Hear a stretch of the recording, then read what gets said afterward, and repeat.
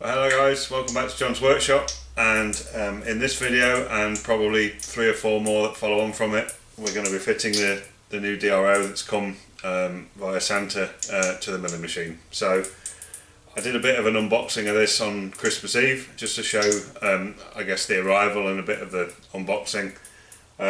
So we'll start off by doing a little bit more of a dig into what was in the box, and then we'll move to the mill and I'll start talking you through kind of the order that I think I'm going to go about fitting this in onto the mill. So I showed some of this stuff in my recent Blether number 4 video, so the stuff that I've shown in there I'm not really going to go back over that again, but the stuff that I didn't show we'll just dig into now. So this is a Chinese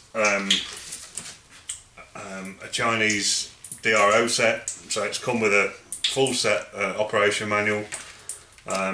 Very well written, good English all the way through, detailing all the functions, how to use it and all that kind of thing, so that's all very good.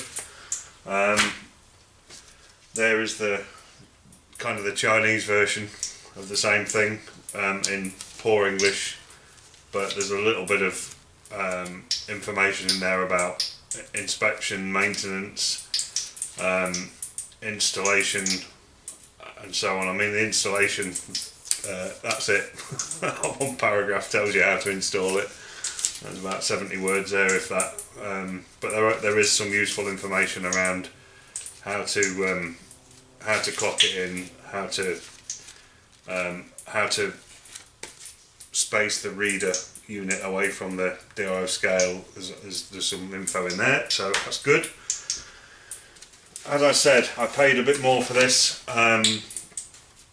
It's a Chinese set, but it's come via a UK importer, and this is the UK importer. I guess they'll mind me putting that up, but let me just bring that to the camera. So you can see there, Derbyshire, Nottinghamshire, something like that. So that's the UK importer. They've been in business for about 9 years, I think, doing this kind of thing, and they've got their own team of service engineers. They've got their own telephone numbers should things go wrong, and that kind of thing. So that's all good, and that's the reason that I went with them.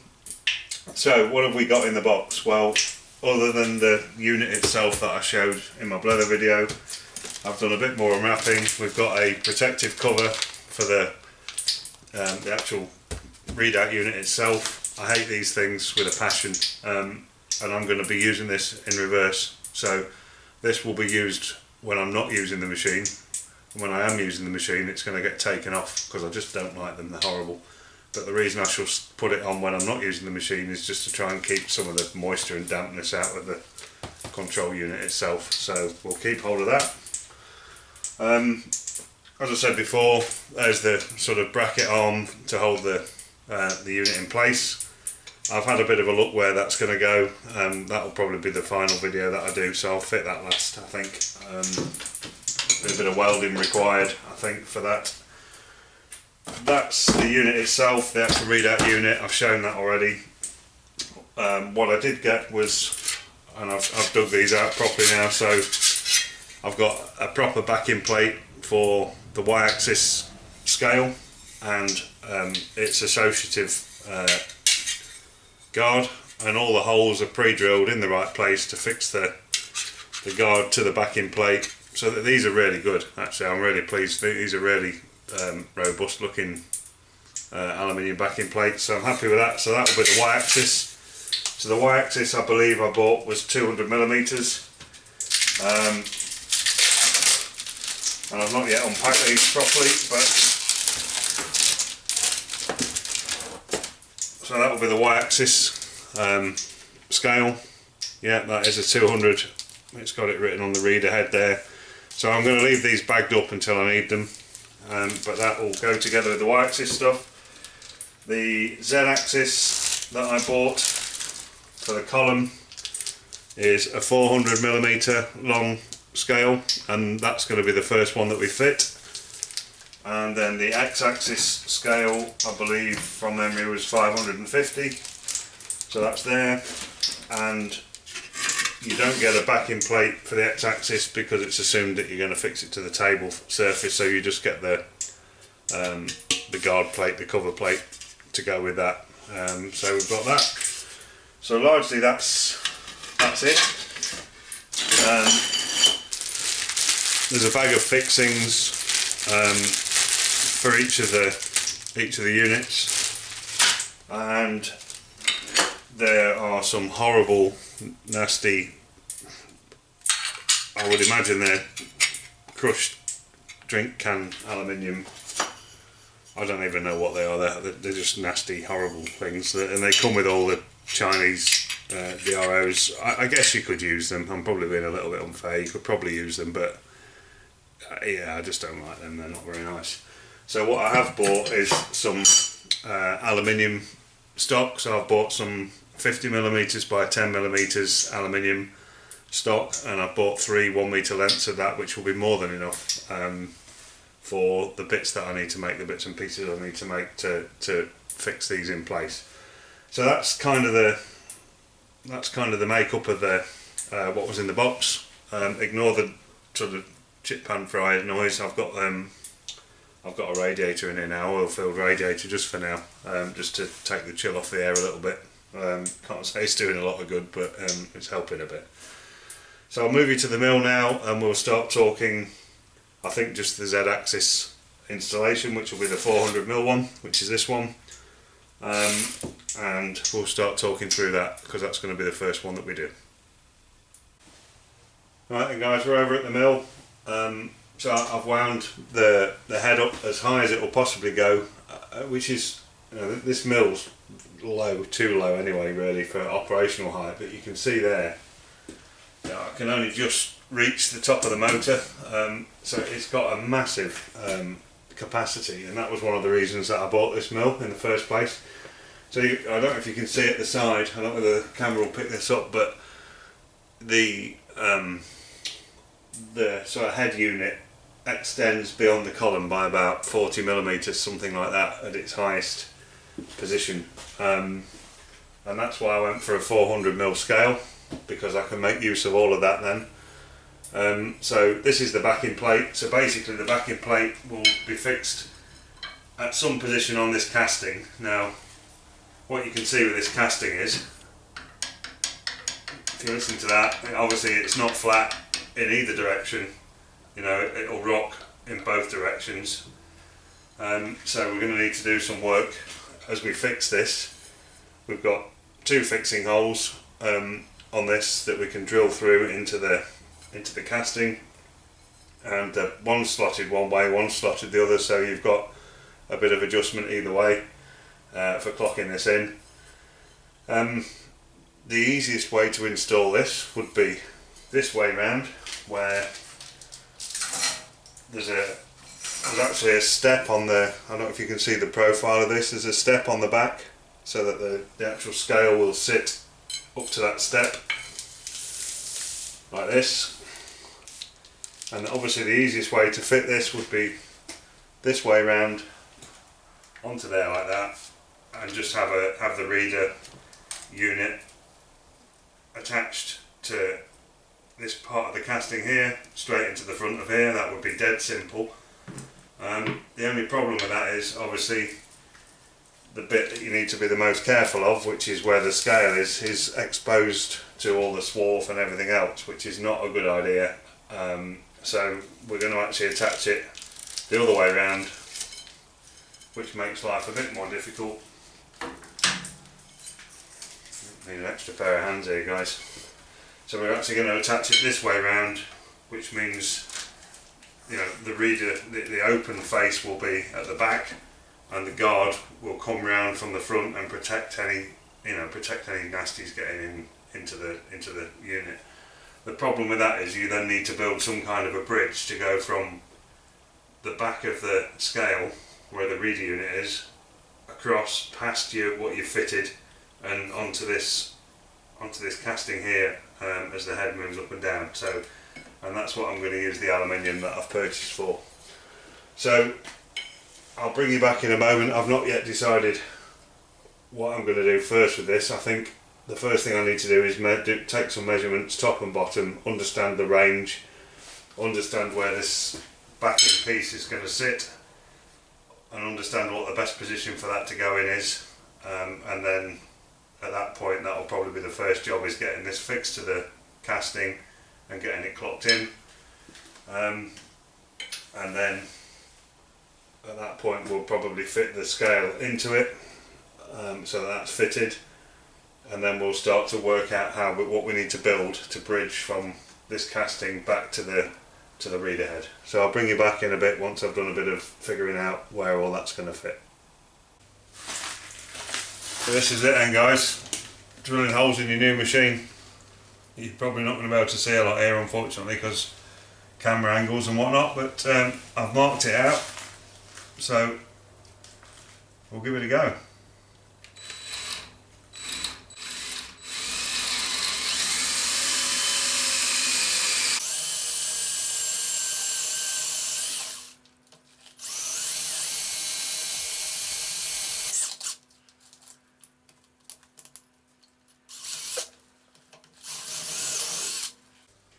There's one.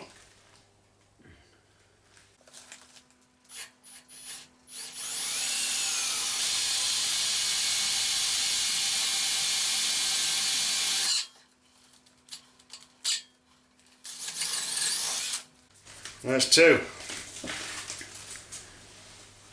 So we'll just get a countersink. I'm just going to countersink both those holes, and then we'll get an M5 tap and we'll put an M5 thread in.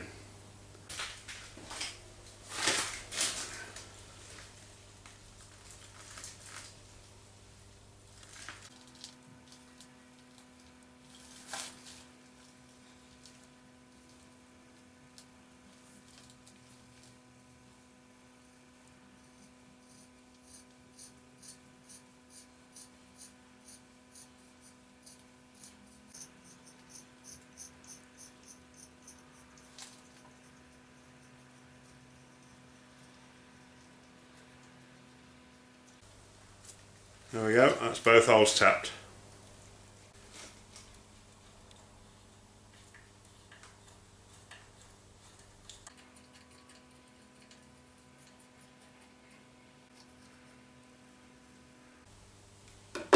Alright guys, we've got that roughly held in position, so what I'm going to do now is set some clocks up and just run up and down and see.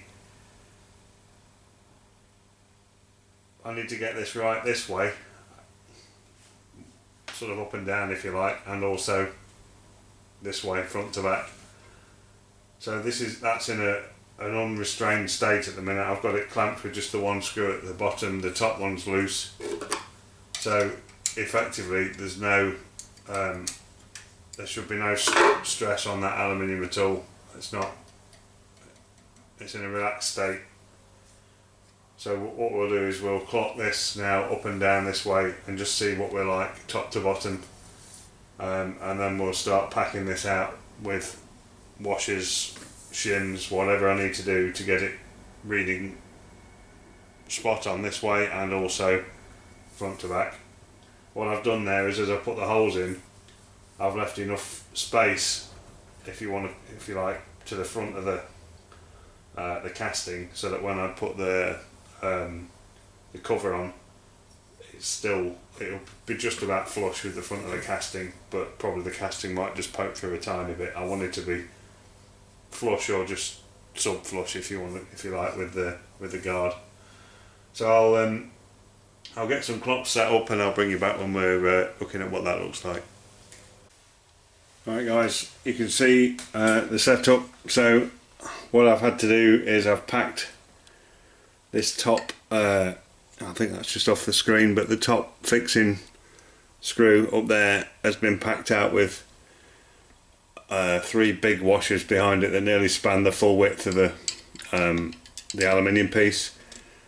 And the reason for that is, as you go up, this casting tapers and gets smaller towards the top, and then how I finished up doing it was packing it so that we were slightly plus at the top as I tracked up and down on this face, and then using a series of shims, and I don't know whether the camera will show it, but we've got shims, a shim pack at the front and a shim pack at the back, which is slightly different, so that I've got pretty much from the bottom clock reading I can get, which is like down here, to the very top, which is right up here.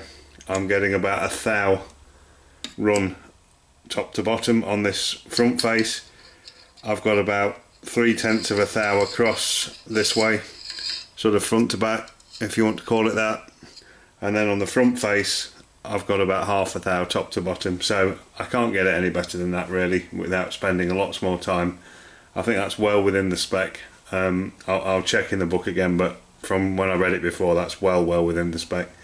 And typically the extrusion, this extrusion and the extrusion of the actual scale itself won't be that good anyway. So that's as good as I'm going to get it. If I was doing this again, I'd do it completely differently, and I nearly stopped halfway through and started again. Next time, or if this ever comes off, what I'm going to do is at each side of both of the screw holes here, I'm going to drill and tap maybe M4 and put 2 M4 grub screws in there, and the same at the top, and use those as jacking screws, and that way you can influence it side to side and in and out very easily just using the jacking screws. It's going to be much easier than faffing around with washers and bits of shim that keep falling out and dropping in the muck at the bottom. So that would be a much easier way of doing it, but I'm happy with this. It's solid, it's tight, and it's you know, it's within a thou worst reading from top to bottom in any of the 3 planes. So happy with that. So next job now is to get the scale fitted to that, and then we'll probably just do another quick check up and down with the clock on the scale and just see what that looks like. There we go guys, that's got the scale on, fitted both ends, and this is, I think this is probably where this is a slightly better kit than some of the other ones. Obviously the backing plate's got the holes already in place for the scale to fit, no bother at all, so all the screws are provided, so dead simple. 2 screws straight in. I've put the clock back on and I've run it down this back face here of the scale, and I'm now reading about 3 thou, but I'm pretty much 0 at the top and 0 at the bottom, and there's some variance in between, and I think, you know, that's just this aluminium extrusion on this scale, and also there's labels and stickers and things that I've just had to ignore the readings as I've gone over those. But I'm fairly comfortable that that is as good as that's going to get. It's butted up hard on the 2 sort of steel end pieces at each end up to the shoulder that's on this backing plate extrusion. So yeah, I'm fairly comfortable that that's as good as it can be. So now what I need to do is make a bridge that comes off the back of the reader unit here, out, across, and onto the sort of head casting itself. So that's next, and we'll use the actual, we're going to use the milling machine for that, to make some aluminium pieces up to do that.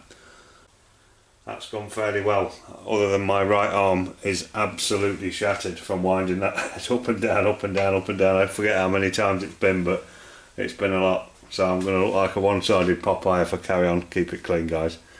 So next job is to make this bridge. One thing other worthy of note, I guess, on this scale, and I've seen some other guys who've done this on their milling machines and they've gone straight to China. The actual reader unit itself is screwed in with some tiny little screws and like a plastic carriage that's holding that reader unit, you know, in place at the right distance away, which is really handy from a fitting perspective. I've watched a couple of guys fitting these, and where that's not the case, and this thing's zipping up and down and getting, you know, the risk of damage, but this is totally solid, and I'm going to leave it screwed up like that until I've done all my work and I'm doing the final fit, and then I shall take this plastic carriage off at that point and fit the bridge. So it's really useful that there's no damage. I don't need zip ties and clamps and all that kind of nonsense. This is just really good. It's got this plastic carriage holding it all together. So I'll bring you back, we'll get the milling machine set up, get the vice back on the mill, and we'll start cutting some bits of aluminium to make the bridge.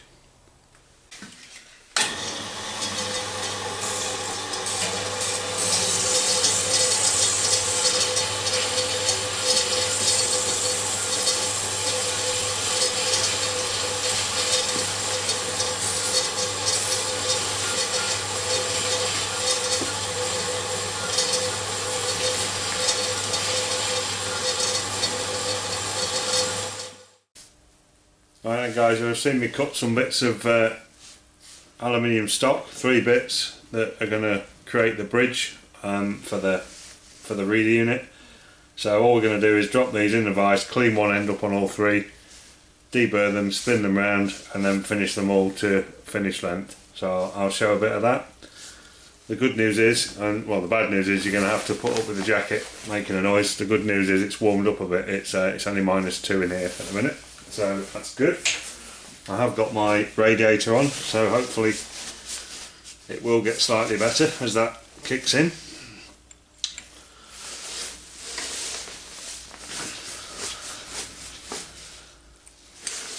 Yeah, incredible cold snap we've had for the last few days. I think over the whole country really, but I don't think we've been. It's currently the 6th, I think, of January, and I don't think we've been much above 0 degrees since Boxing Day, day or night.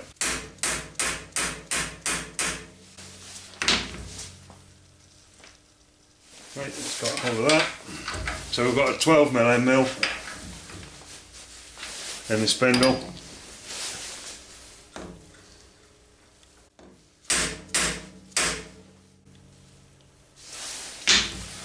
So I'll just reposition and bring you back when we're doing some cutting.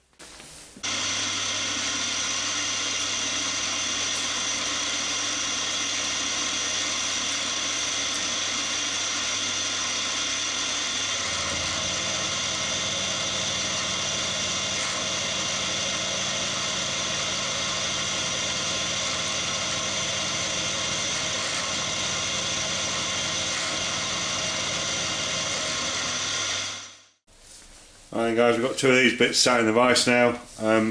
We've lined them up at this end, and we're going to use the edge finder to find this edge and the back edge of the parts, and then we can set our zeros and start pitching around. And basically I've got 2 holes to drill and tap in each one of these, and I'm just doing them as a pair. I know what the width is, so I'm just going to work as though it's one solid block of metal. That will be more than close enough for what I'm doing. So we'll just get the edge finder on and find the edges.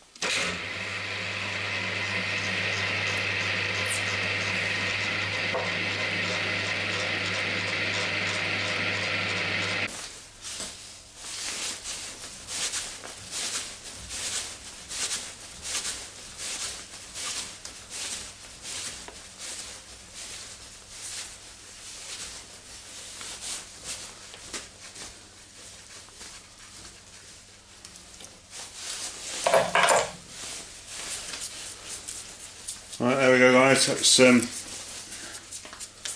that's those 4 holes done. So the next job now, we need to split these up because the holes that go in at the other end are going to be different in each one of these, so I'll bring you back when we're putting those holes in.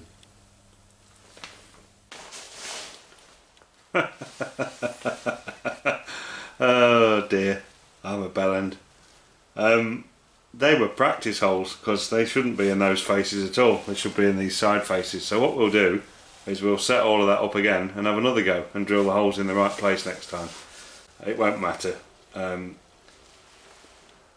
it won't matter. I've not gone deep enough that I'm going to be breaking into the holes, I don't think. So yeah, there we go. If these things are sent to trials, we'll carry on.